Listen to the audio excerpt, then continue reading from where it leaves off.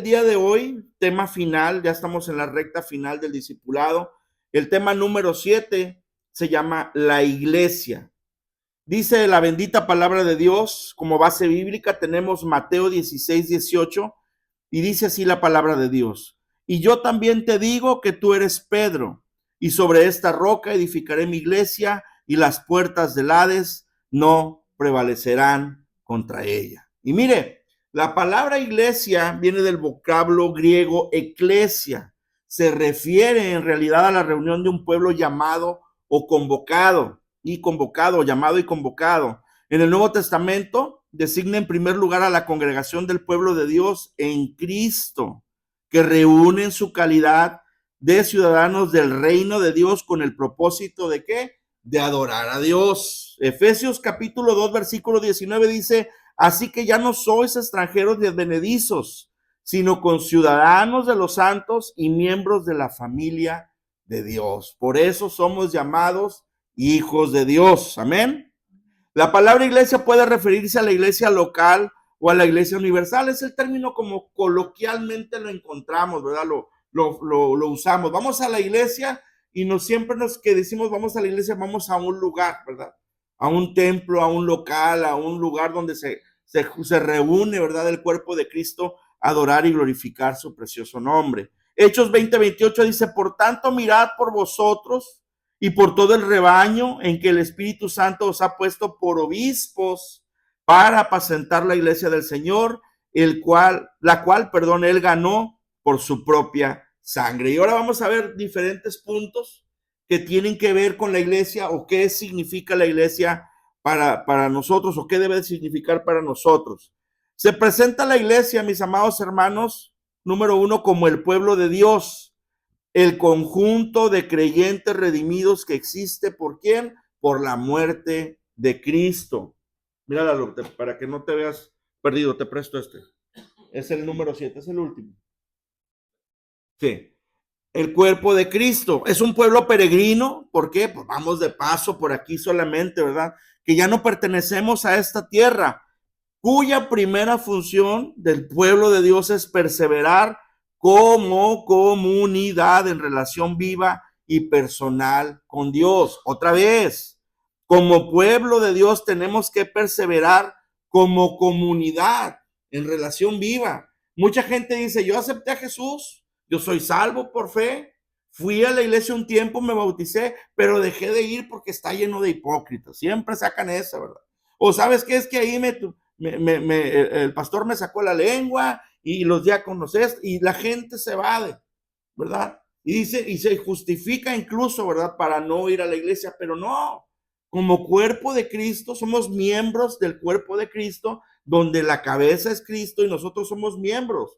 Les ponía el ejemplo la clase pasada, en la dominical, de que como miembros, ¿verdad? Somos diferentes. Por ejemplo, los dedos son diferentes de la mano, ¿verdad?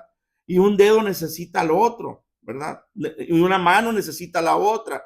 Somos miembros del cuerpo de Cristo y nos necesitamos unos a otros como tales. Necesitamos estar. El testimonio que tiene Hernán no es el mismo que tiene mi hermano Torres. Y si alguien viniera y a escuchar ¿sabes qué? A mí Dios me sanó mi hombro, les puede platicar Hernán ese testimonio que tiene muchos, pero ese es uno de los que yo me acuerdo ahorita. Y ese le puede decir, ¿sabes qué? Vamos a orar porque Dios puede sanarte a ti también. Y cada quien tenemos algo para complementar la iglesia. Por eso es importante congregarnos, por eso es importante otra vez perseverar como comunidad en relación viva y personal con Dios. Primera de Pedro capítulo 2 versículo 5 dice, vosotros también como piedras vivas ser edificados como casa espiritual y sacerdocio santo para ofrecer sacrificios espirituales aceptables a Dios por medio de ¿quién? De Jesucristo. Número 2, la iglesia es un pueblo llamado a salir del mundo y entrar al reino de Dios. Esta está fuerte, suena muy tranquilita, pero si le ponemos atención, dice la iglesia es un pueblo llamado a salir del mundo. Usted se va a apartar. Usted era del mundo, ya no es del mundo. Usted ahora es de ¿quién? Del reino de Dios. Estamos bajo el gobierno de Dios. Platicaba con un compañero en estos días acerca del ejemplo de oración que da Jesús, el Padre Nuestro, ¿verdad? Conocido como el Padre Nuestro. Y dice, venga a nosotros tu reino, ¿verdad? Me decía, oye, ¿cómo dice que venga a nosotros tu reino? Hágase tu voluntad así como en el cielo, también en la tierra. Y le digo, cuando está hablando de reino, está hablando de que nos sometamos a la voluntad de Dios, de que hagamos lo que Él nos pide, de que nos sometamos a Él, a sus principios, y que hagamos su voluntad. Le digo, ¿haces tú la voluntad de Dios? ¿Estás bajo el gobierno eterno del Padre Celestial, del Padre de las luces? Obviamente cambiamos de tema, ¿verdad? Porque no estaba tan lejos del asunto, pero él ya me empieza a preguntar, ¿verdad? ¿De qué se trata?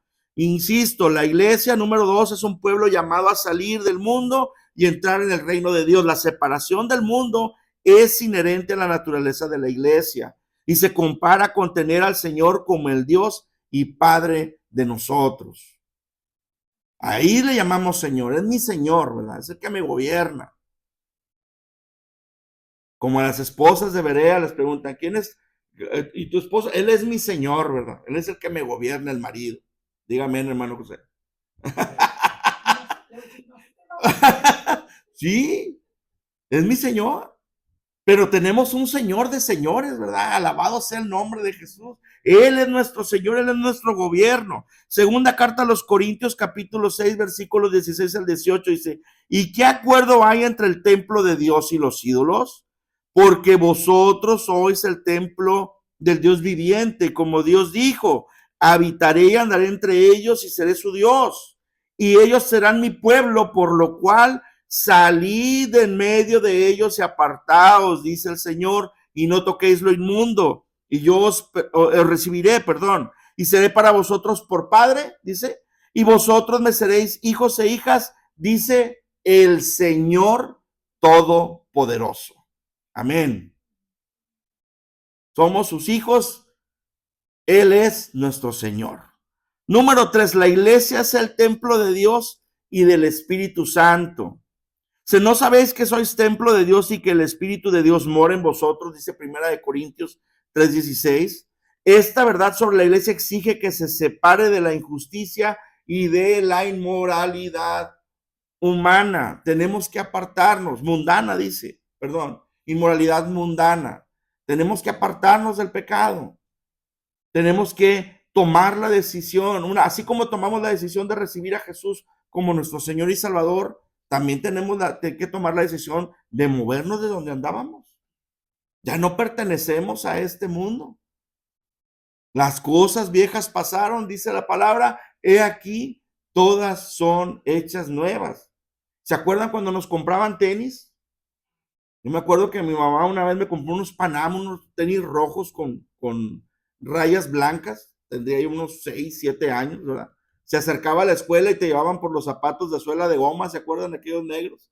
Y luego los tenis, ¿verdad? Tenía que haber tenis por la educación física. Y los tenis cuando te los compraban te decían, estos son para la escuela, no para que andes allá afuera. Ya andábamos descalzos nosotros, casi no salíamos, ¿verdad? Vivíamos en una vecindad y era muy cerrado cuando era muy niño, en aquella ocasión. Entonces los tenis que decían son para la escuela, nada más para la escuela. Los zapatos son para la escuela, no es para que andes ahí pateando la pelota, te decían. Usted ya no es para que ande en el mundo. Usted está apartado.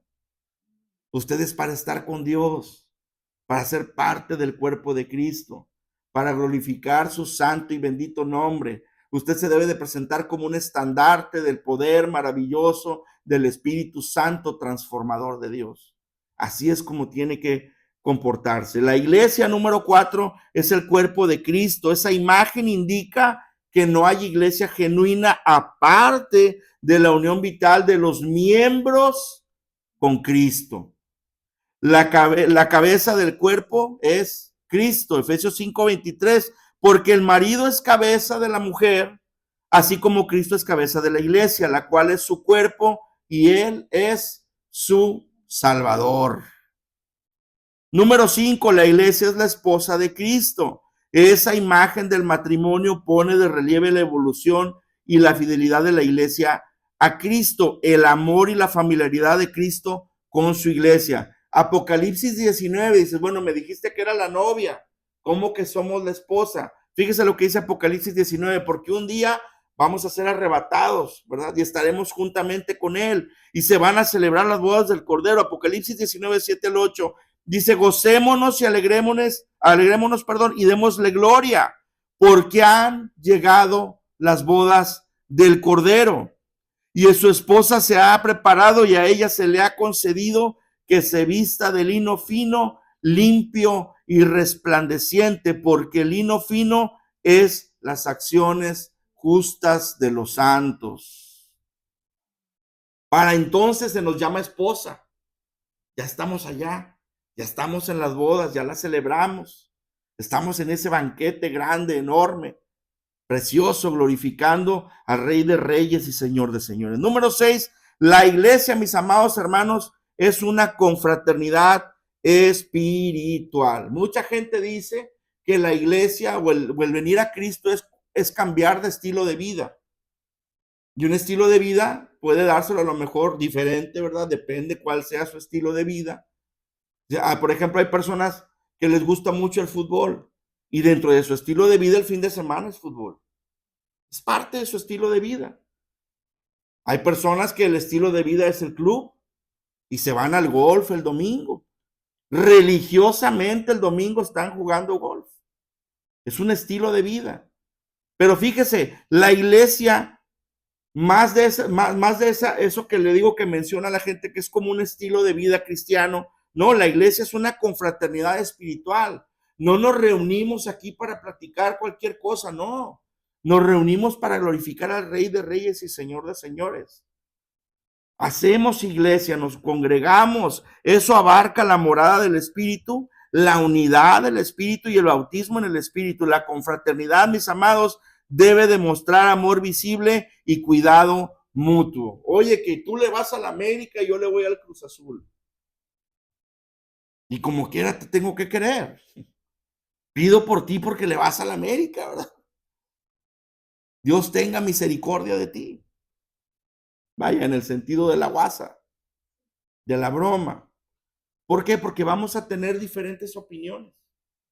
Va a haber diferencias en nosotros, pero aún así debemos de amarnos, debemos de cuidarnos, debe de haber cuidado mutuo, más allá de las diferencias, más allá de cualquier, por ejemplo, partido político incluso. Hace algunos días hablábamos con la frase esa, ¿se acuerdan? De nada personal, ¿verdad? No tomarnos nada personal. Hay personas más intensas, por ejemplo, con el fútbol, que si tú les dices algo a la América, se enojan, ¿verdad? O a su equipo, sea cual sea el equipo, para soltar a la América tantito. Sea cual sea su equipo, si tú les dices algo, se lo toman muy personal. No, tranquilos, hermanos. Debemos amarnos, debemos de cuidarnos. Tiene que haber un amor visible, repito, y cuidado mutuo. Juan capítulo 13, versículos 34 al 35 dice, un mandamiento nuevo os doy, que os améis unos a otros como yo os he amado. Que también os améis unos a otros. En esto conocerán todos que sois mis discípulos, si tuvieres amor los unos con los otros. Y un ejemplo muy práctico para esto es el matrimonio. Nos casamos, ¿verdad? Con nuestra pareja, con nuestra esposa, y llega el momento en que va a haber fricción, va a haber situaciones, va a haber discusiones, todo matrimonio las tiene. Va a haber diferencias, todo matrimonio las tiene, pero decidimos amar a esa persona día tras día. Amén. Más allá de las diferencias, más allá de los problemas que pudiera haber, nosotros juramos, ¿verdad? Ante Dios amar y respetar, nada más cuando tenga salud, no. Cuando haya salud, cuando haya enfermedad, no más cuando tenga dinero, no. Cuando haya pobreza también tenemos que amarnos. Ese es un ejemplo muy práctico, mis amados hermanos.